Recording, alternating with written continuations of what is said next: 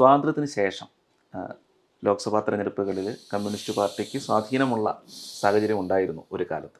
അതിനുശേഷം പശ്ചിമ ബംഗാൾ, ത്രിപുര, കേരളം ഇവിടെയായിരുന്നു തിരഞ്ഞെടുപ്പ് ജയിക്കുകയും അധികാരത്തിൽ വരികയും ചെയ്തുകൊണ്ടിരുന്നത്.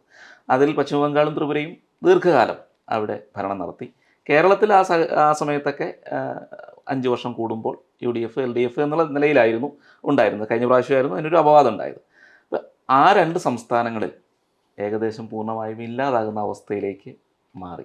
അതിനൊപ്പം തന്നെ കഴിഞ്ഞ നിയമസഭാ തെരഞ്ഞെടുപ്പുകളിലുമൊക്കെ സീറ്റുകളില്ലാത്ത അവസ്ഥയിലേക്ക് പോലും CPM ഉള്ള അവസ്ഥ ഉണ്ടായി.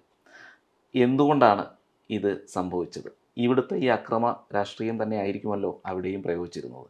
പക്ഷേ എന്തുകൊണ്ട് ആ ഒരു സാഹചര്യം മാറി, അല്ലെങ്കിൽ ജനങ്ങളത് തിരിച്ചറിഞ്ഞു? ഇതിൽ വളരെ രസകരമായ പലതും നമുക്ക് കാണാൻ സാധിക്കും. രസകരം എന്ന് ഞാൻ പറയുന്നത്, ഇപ്പോൾ പറഞ്ഞല്ലോ, ആദ്യത്ത് പറഞ്ഞല്ലോ, പഞ്ചാബ്, ബീഹാർ, മഹാരാഷ്ട്ര, രാജസ്ഥാൻ, ജമ്മു കാശ്മീർ, ഇവിടെയൊക്കെ CPM നല്ല സ്വാധീനം ഉണ്ടായിരുന്നു. ഈ സ്വാധീനം അവർ നേടിയത് സ്വതവേ ആ പ്രദേശത്തുകാരിലുണ്ട്. ഞാൻ കണ്ണൂർ ജില്ലയെക്കുറിച്ച് പറഞ്ഞു തുടങ്ങി അങ്ങനെയാണല്ലോ. പഴശ്ശിരാജാവിൻ്റെ പാരമ്പര്യമാണ്. ആ പാരമ്പര്യത്തെ അവർ ഉപയോഗപ്പെടുത്തി. ഇപ്പോഴും പഴശ്ശിരാജാവിൻ്റെ പേരിൽ അവിടെ അവർ പരിപാടി നടത്താറുണ്ട് കേട്ടോ. പഴശ്ശിരാജാവിൻ്റെ പേരിൽ അദ്ദേഹത്തിൻ്റെ ബലിദാന ദിവസം CPM ഇപ്പോൾ കുറച്ച് കാലമായിട്ട് ഉണ്ടോ എന്ന് എനിക്കറിയില്ല, നേരത്തെ ഉണ്ടായിരുന്നു. ഇതേ സമീപനം തന്നെ ആയിരിക്കാം ഒരുപക്ഷെ ഈ മേഖലകളിൽ, ഉത്തരേന്ത്യൻ സംസ്ഥാനങ്ങളിൽ, പ്രത്യേകിച്ച് രാജസ്ഥാനിലൊക്കെ പണ്ടുകാലങ്ങളിൽ ഹിന്ദു ധർമ്മത്തിന് വേണ്ടി അല്ലെങ്കിൽ ഹിന്ദുത്വ ആശയങ്ങൾക്ക് വേണ്ടി ജീവിച്ചിരുന്ന പ്രവർത്തിച്ചിരുന്ന അനേകം ആചാര്യന്മാർ, ഋഷിവര്യന്മാർ, വളരെ ആളുകളുണ്ടല്ലോ, സാമൂഹ്യ പരിഷ്കർത്താക്കളായിട്ടുള്ള ആളുകൾ.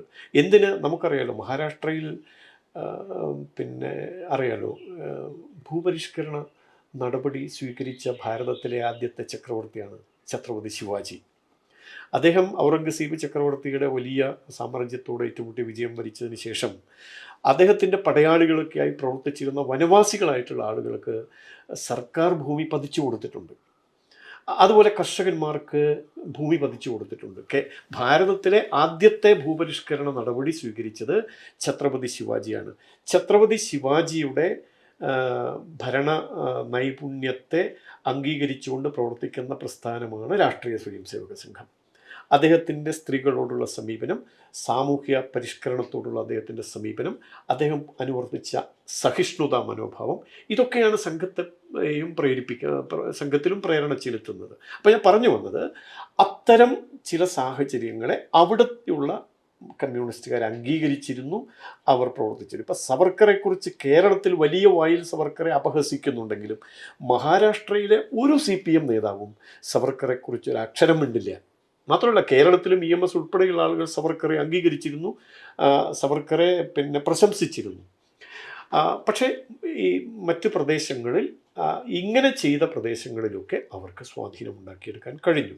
പക്ഷെ പിന്നീട് ഈ പറയുന്ന പാരമ്പര്യം അവകാശപ്പെടാവുന്ന നേതൃത്വത്തിൻ്റെ അവർ കാലയവനികൾക്കുള്ളിൽ മറഞ്ഞതോടുകൂടി പിന്നീട് വരുന്നതൊക്കെ ഇങ്ങനെയുള്ള ആളുകളാണ്.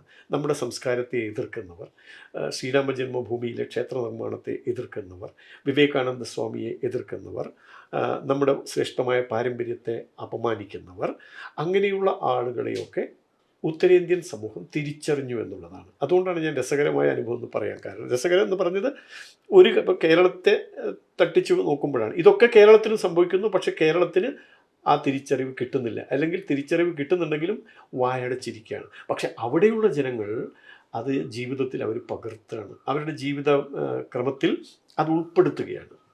അപ്പോൾ നമ്മൾ പറയാറുണ്ടല്ലോ, അടിയന്തരാവസ്ഥയ്ക്ക് ശേഷം നടന്ന തെരഞ്ഞെടുപ്പിൽ 20ൽ 20 സീറ്റും നേടിയ പാർട്ടിയാണ് കോൺഗ്രസ് അല്ലെങ്കിൽ UDF. നിയമസഭയിൽ 111 മണ്ഡലങ്ങളിലോ മറ്റോ അവർ വിജയിച്ചു അടിയന്തരാവസ്ഥയ്ക്ക് ശേഷം. എന്നാൽ ഉത്തരേന്ത്യൻ സമൂഹം മുഴുവൻ ഇന്ദിരാഗാന്ധിയുടെ ആ ഏകാധിപത്യത്തിനെതിരെ അതിശക്തമായി അവരെ വേരോടെ പിഴുതെറിഞ്ഞു എന്ന് പറയാം. അതാണ് നമ്മുടെ ഒരു കേരളത്തിൻ്റെ അവസ്ഥ. അപ്പോൾ മറ്റ് സംസ്ഥാനങ്ങളിൽ ഈ പറഞ്ഞ തിരിച്ചറിവിൻ്റെ അടിസ്ഥാനത്തിൽ അവരുടെ സ്വാധീനം മെല്ലെ മെല്ലെ മെല്ലെ നഷ്ടപ്പെടുകയാണ്. ഇപ്പം രാജസ്ഥാനിലൊക്കെ അവർക്കുണ്ടായിരുന്ന സ്വാധീനം, രജപുത്ര പാരമ്പര്യത്തെക്കുറിച്ച് പാട്ടുകൾ എഴുതിയിട്ടുണ്ട് അവർ. CPM രാജസ്ഥാൻ ഭാഗത്തെ കാര്യങ്ങൾ മനസ്സിലാക്കുമ്പോൾ അവരുടെ ഗ്രാമീണ സമൂഹ സമൂഹത്തിൽ സ്വാധീനം ചെലുത്താൻ പറ്റുന്ന നാടൻ പാട്ടുകൾ പോലും ഈ ചെങ്കൊടിയെ അടിസ്ഥാനപ്പെടുത്തി അവർ രചിച്ചിട്ടുണ്ട്, പാടിപ്പിച്ചിട്ടുണ്ട്. പക്ഷേ ജനങ്ങൾ അതിൻ്റെ ഇരട്ടത്താപ്പം മനസ്സിലാക്കുന്നു, അതിൻ്റെ വഞ്ചന മനസ്സിലാക്കുന്നു. അതുകൊണ്ട് തന്നെ അവർ ആ പ്രസ്ഥാനത്തെ ഉപേക്ഷിക്കുകയാണ്. അങ്ങനെ ഉപേക്ഷിച്ചുകൊണ്ട് തന്നെയാണ് ഈ പറഞ്ഞ രീതിയിൽ നമ്മൾ സാധാരണ പ്രയോഗിക്കാറുണ്ട് ഉപ്പ് വെച്ച കലം പോലെ എന്ന് പറയുന്നത്. അപ്പോൾ ഈ ഉപ്പ് വെച്ച കലം എന്ന് പറയുന്നത് അതും പ്രതീകാത്മകമായിട്ട് തന്നെയാണെന്ന് എനിക്ക് തോന്നാറുണ്ട്. ഉപ്പ് വെച്ച കലത്തിൻ്റെ അവസ്ഥ എന്താണ്? ഈ കലം കാണാൻ പുറമേക്ക് നല്ല സംഗതിയാണ്, പക്ഷേ ഉപ്പ് അതിലിടുന്ന സമയത്ത് അത് പിന്നെ എന്താ സംഭവം, അത് ജീർണിച്ച് പോവാണ്.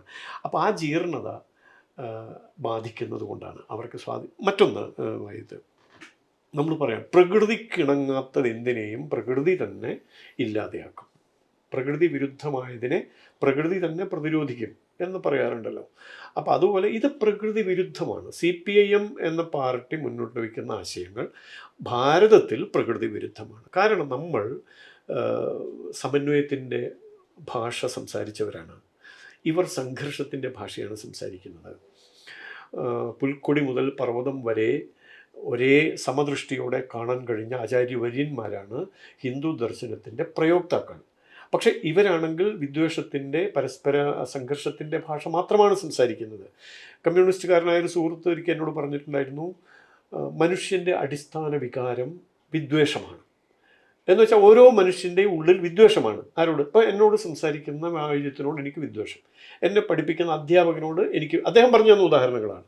അധ്യാപകനോട് വിദ്യാർത്ഥിക്ക് വിദ്വേഷം, അയൽക്കാർക്ക് തമ്മിൽ വിദ്വേഷം, കച്ചവടക്കാരന് സാധനം വാങ്ങാൻ വരുന്ന ആളോട് വിദ്വേഷം, കർഷക തൊഴിലാളിയോട് വിദ്വേഷം, തിരിച്ചും വിദ്വേഷം. അപ്പോൾ ഈ അടിസ്ഥാന വികാരം വിദ്വേഷമായിട്ടുള്ള മനുഷ്യനാണ് ഇവിടെ ജീവിക്കുന്നത്. നമ്മളെന്താ ചിന്തിക്കുന്നത്? അല്ല, ഭാരതീയ ദർശനം എന്താണ് പറയുന്നത്? വിവേകാനന്ദ സ്വാമികൾ എന്താ വിദ്യാഭ്യാസത്തെക്കുറിച്ച് പറഞ്ഞത്? Manifestation of perfection already in man എന്നാണ്.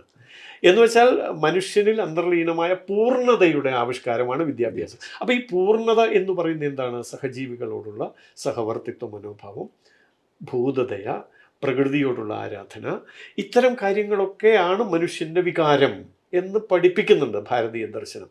അതുകൊണ്ടാണ് കുട്ടി ജനിച്ചു വീഴുന്ന ഉടനെ തന്നെ നമ്മുടെ ചടങ്ങുകൾ പോലും ആ തരത്തിലാണ് രൂപപ്പെടുത്തിയിട്ടുള്ളത്.